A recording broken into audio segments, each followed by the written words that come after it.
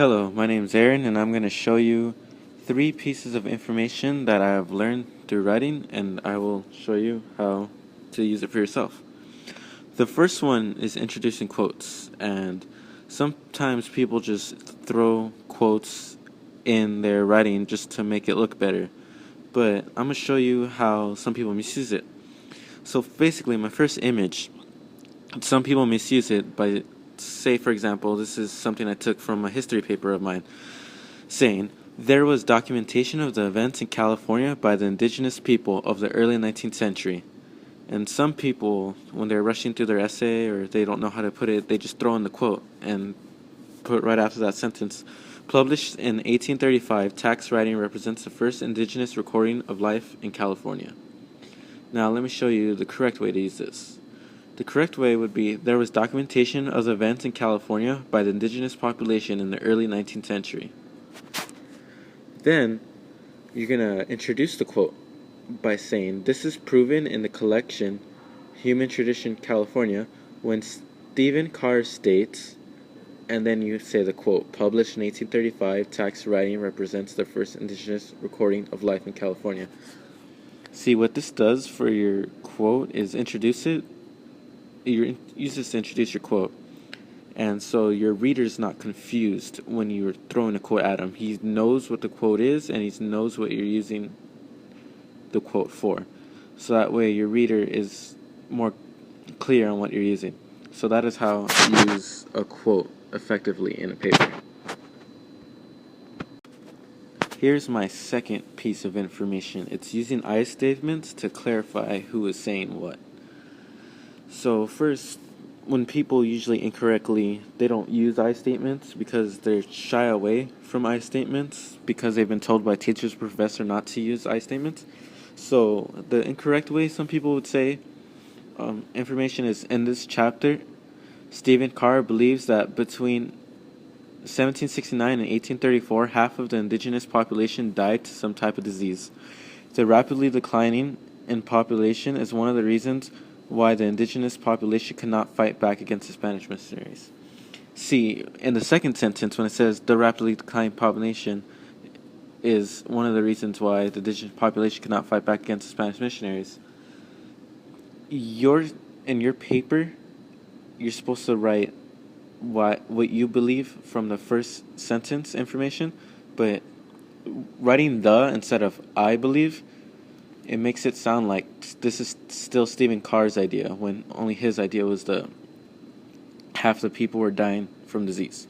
The correct way is saying, in this chapter, Stephen Carr believes that between 1769 and 1834, half of the indigenous population died to some type of disease. I believe that the rapidly declining in population is one of the reasons why the indigenous people could not fight back against the Spanish missionaries.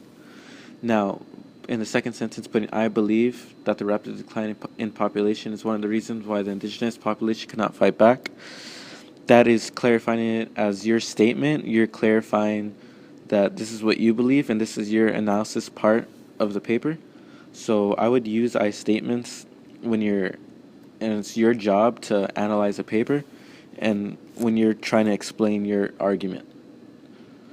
Alright, thank you, bye.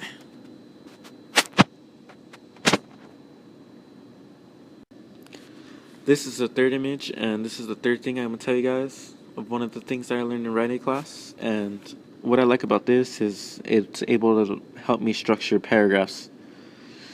And basically the article was how to write pictures.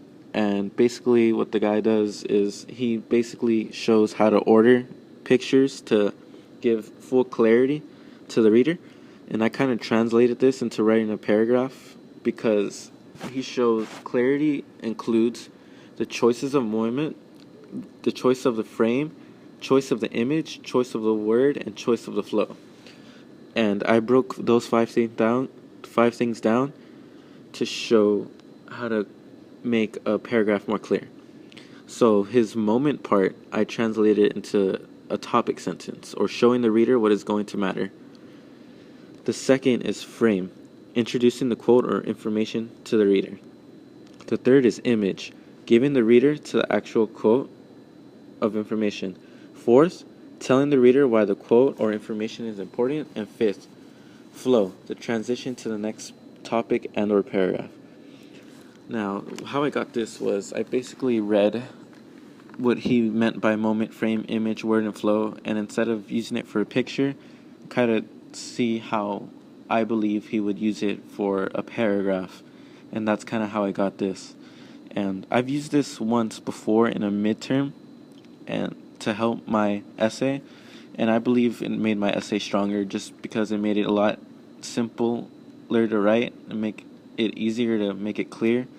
And I hope these three things help you guys become better writers. I know it has helped me, and I hope other students in my class will see this, and I hope my professor sees this, and it helps them become better writers, because you can always learn, even anyone. Well, thank you for watching this instructional video. I hope you guys see some of my other stuff. Thank you.